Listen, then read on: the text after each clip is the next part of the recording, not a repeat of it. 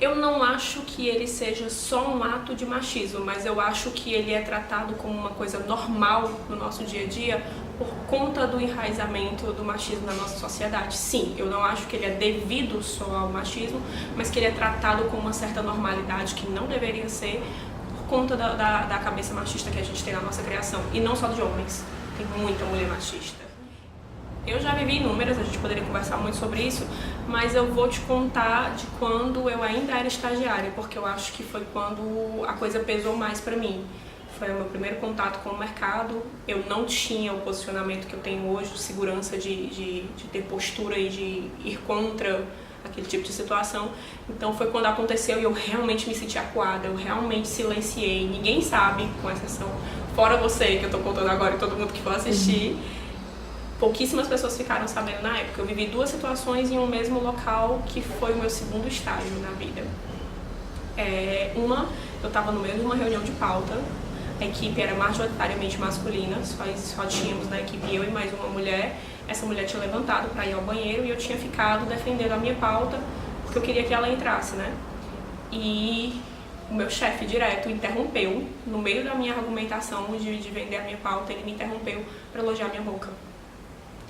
Para dizer que o desenho da minha boca era lindo, que ele ficava desconcentrado no assunto por causa do desenho da minha boca. Eu era uma menina, sem muita noção de nada. Eu não consegui ter reação nenhuma, eu fiquei em silêncio, esperando que as reações cessassem, porque alguns deram umas risadas, outros disseram realmente, tem uma boca linda, enfim. Quando as reações gerais pararam, a única coisa que eu consegui fazer foi fingir que aquilo não tinha acontecido e voltar pro assunto da pauta. Mas eu guardei isso na memória porque foi muito constrangedor. E é importante dizer que eu não me senti ameaçada, eu não senti que eu ia sofrer algum tipo de ataque sexual no momento, e não precisa que isso aconteça para que seja assédio. Eu me senti apenas diminuída. Eu estava fazendo uma coisa importante, que era defendendo uma pauta, vendendo o meu trabalho, e eu fui interrompida para fazerem um comentário da minha boca. Eu apenas me senti constrangida. Aspas no apenas. Eu me senti apenas constrangida. Eu não estava ameaçada, eu não estava sob a possibilidade de ser atacada sexualmente, não era isso. Mas isso foi o suficiente para me constranger e eu não querer ficar sozinha mais com esse meu chefe em situação nenhuma. Eu sabia que ele não faria nada além de elogios, mas isso me deixava desconcertada. Eu te falei que eu ia te contar 2 situações, e a outra é também enquanto estagiária. Não era meu chefe direto, trabalhava em outro setor dessa empresa que eu trabalhava, mas a gente tinha um contato direto, se falava com bastante frequência, até porque as reuniões eram seguidas uma da outra, então a gente se encontrava muito. E ele era casado, deu um jeito de pegar meu celular e começou a me mandar mensagens esquisitérrimas, tipo, sonhei com você ontem à noite, foi um sonho muito estranho, a gente devia conversar sobre isso e tal. Primeira reação foi a de choque, absurdo, mas eu tenho muito jogo de cintura. Como a outra foi presencial, eu demorei para ter uma reação. Como essa foi por mensagem, eu consegui tempo hábil o suficiente para me recuperar do susto e responder: não tenho nada a ver com seu sonho, resolve isso aí contigo, que eu não tenho nada a ver com isso. E encerrei o assunto, nunca troquei uma mensagem com ele sobre isso. Ele sentiu a minha posição e não chegou a mandar mais mensagem nenhuma. Pouca coisa mudou, mas mudou principalmente em mim. O meu posicionamento mudou. Eu evitava situações que eu achava que pudessem levar a momentos como esse. Mas a grande mudança não foi nem no período em que essas coisas começaram a acontecer enquanto eu ainda era estagiária. Foi a construção da minha personalidade profissional com o passar dos anos. Eu sou uma mulher extremamente empoderada, eu sou uma mulher que se posiciona muito firmemente. Até a minha forma de falar, ela é muito... Acho que você está sentindo isso nessa conversa, é muito impositiva. E eu acho que isso tem um pouco de fator de construção dessa minha personalidade. Eu senti a necessidade de me posicionar mais forte, mais firme e com mais postura enquanto profissional.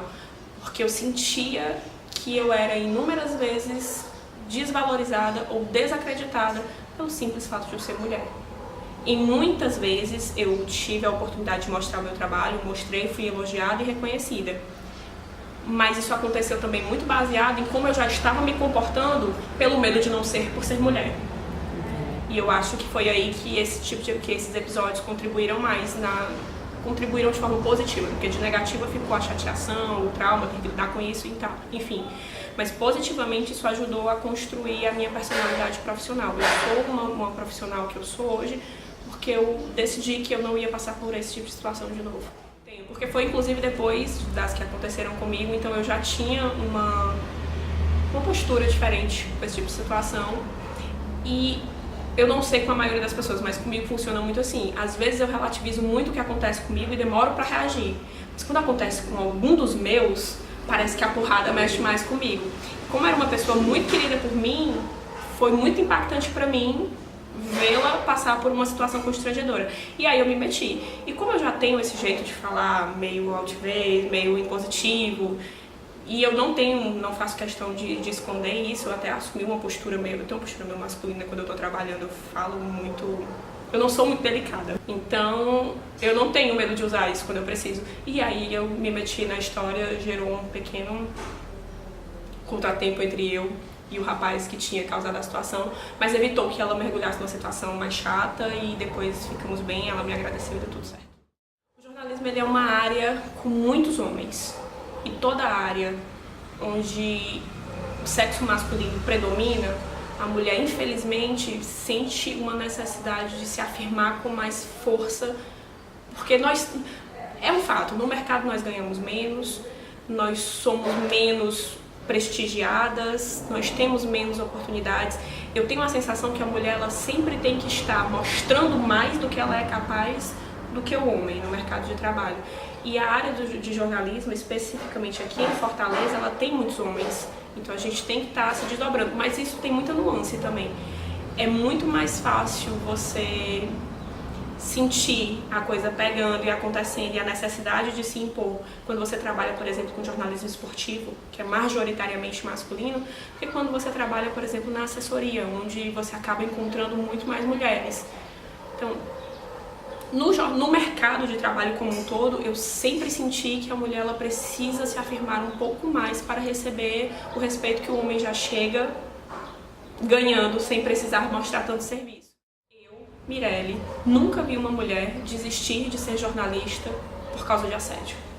As mulheres que eu conheci, que passaram por episódios de assédio, todas reverteram a situação. As mulheres, elas estão mais empoderadas. Elas estão mais cientes do que elas podem cobrar, seja no mercado de trabalho ou seja na vida pessoal. Nós estamos numa fase muito boa, não porque acabou o machismo ou porque ficou mais fácil ser mulher, nada disso, continua sendo difícil do mesmo jeito, a gente enfrenta um monte de coisa que o homem não precisa enfrentar. A diferença é que a gente está num período em que se fala sobre isso. E quando se fala sobre um assunto, a gente abre espaço para encontrar soluções, para trabalhar ideias, para unir forças.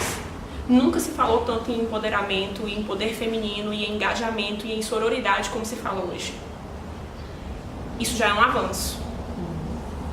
E baseado nas minhas experiências dentro do mercado de jornalismo em Fortaleza, as mulheres que eu conheci, que passaram por situações de constrangimento ou de assédio sexual ou até moral, nenhuma desistiu de ser jornalista por isso. Eu já vi gente desistindo de ser jornalista porque o mercado não paga bem. Mas eu nunca vi uma mulher desistindo porque foi assediada.